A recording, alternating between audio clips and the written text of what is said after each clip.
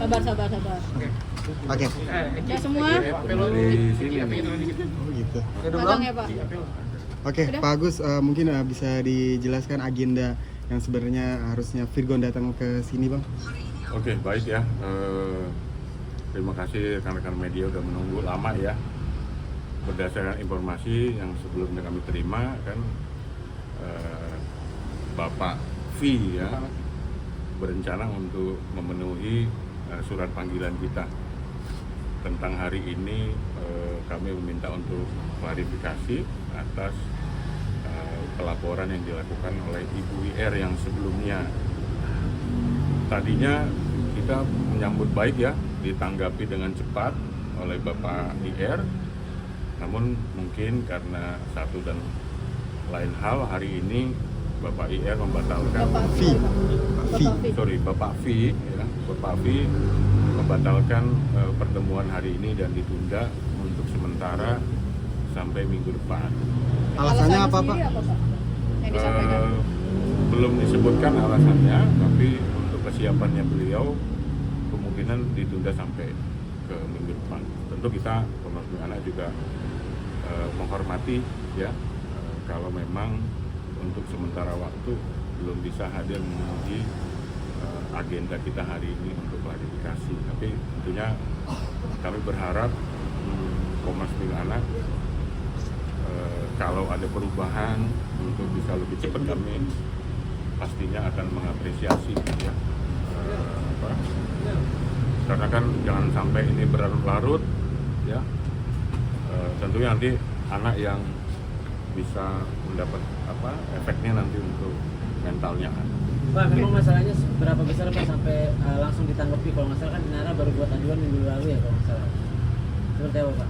Ya, setiap laporan di kita sebetulnya ketika ada masyarakat yang mengadu ke kita ya besoknya kita langsung buat surat panggilan untuk klarifikasi, tergantung kesiapan dari terlapor untuk memenuhi panggilan kita.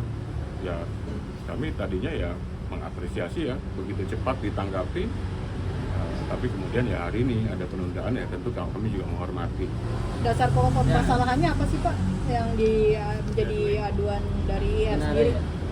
Seperti yang kita sampaikan kemarin kan bahwa ada laporan dari ibu yang mempunyai hak asuh anak bahwa anaknya dibawa paksa tanpa persetujuan dari yang memiliki hak untuk mengasuh anak, dan ya dia ditutup aksesnya ya, seorang ibu ditutup akses untuk bertemu dengan anak-anaknya. Tentu ini kan tidak sesuai dengan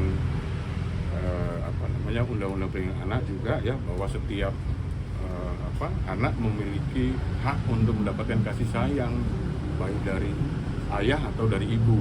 Nah, itu mungkin yang masyarakat perlu ketahui.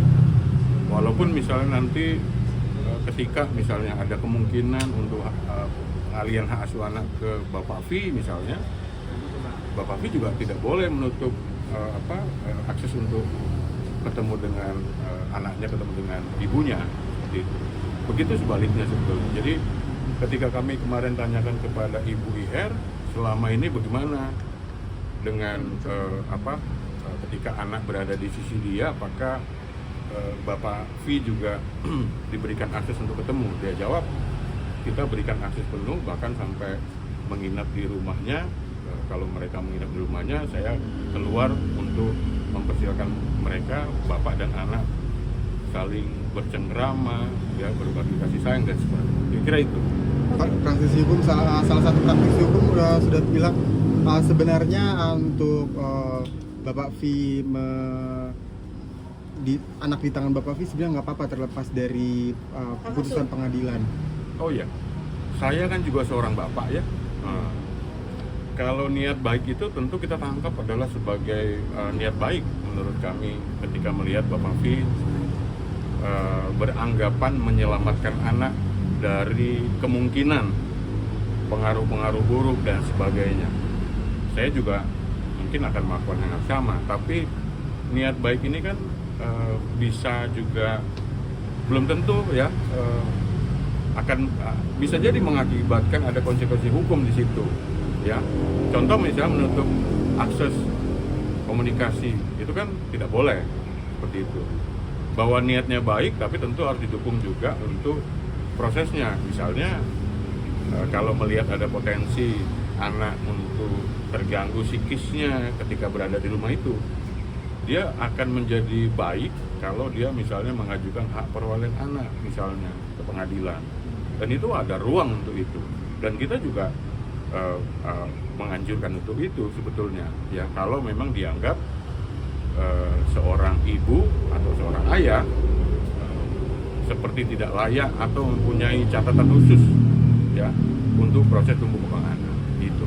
Konteks ditutup-tutupinya sama Virgon itu seperti apa sih Pak? Maksudnya apakah anak-anak ini memang punya HP terus nggak boleh komunikasi, yang harus ngeblok Inara atau seperti apa Iya, Pak? jadi kesulitan untuk berkomunikasi, misalnya untuk menggunakan handphonenya kan tidak, anak-anak itu kan memang baik ya dibatasin penggunaan handphone.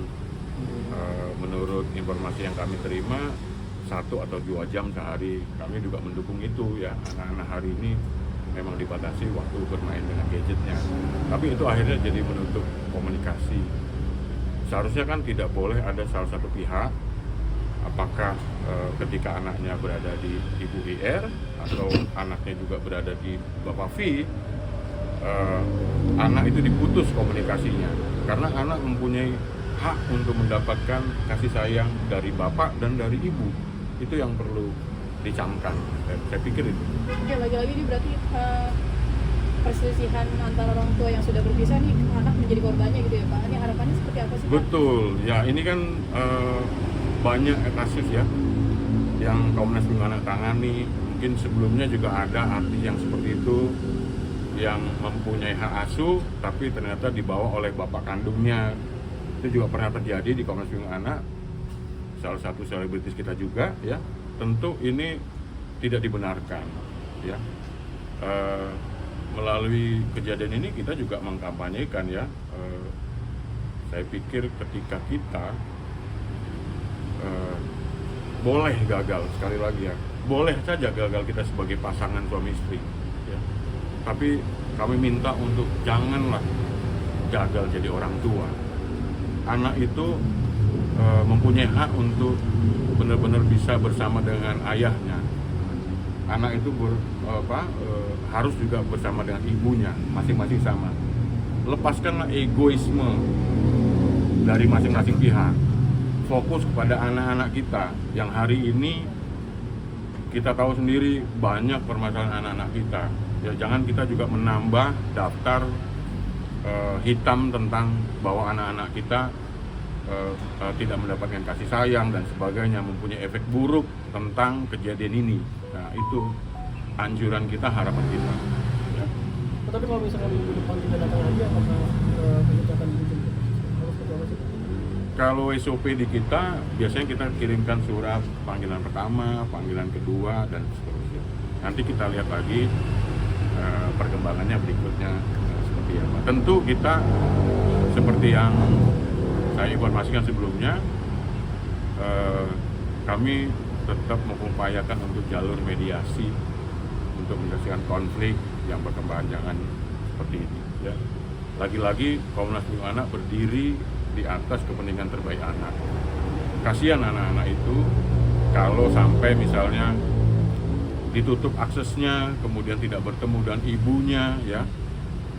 Sekali lagi, anak memiliki hak yang sama untuk mendapatkan kasih sayang dari apakah dari ayah atau dari ibu. Itu mungkin ya. Kan di sejauh ini belum memberikan keterangan apapun ya dalam arti pembelaan tentang apa tuduhan dari Belum, betul. Jadi kan biasanya SOP di kita kan ketika ada pelapor atau masyarakat yang datang ke Komnas Perlindungan Anak, kami tentunya akan tampung dulu ya. Kemudian ya kami sinkronkan dengan keterangan dari terlapor. Dalam hal ini, kasus ini kami sangat mengharapkan sekali sebetulnya proses mediasi terjadi dan anak-anak baik-baik saja dan masalahnya juga cepat teratasi sehingga anak kan nanti bertemu dengan teman sekolahnya. Kalau konflik ini berkepanjangan, setiap hari ada di media, itu kan mempengaruhi psikisnya anak. Dan kami juga berniat juga nanti akan mengirimkan bantuan tenaga psikolog untuk misalnya mengetahui sampai hari ini ketiga anak itu kira-kira apakah baik-baik saja psikisnya.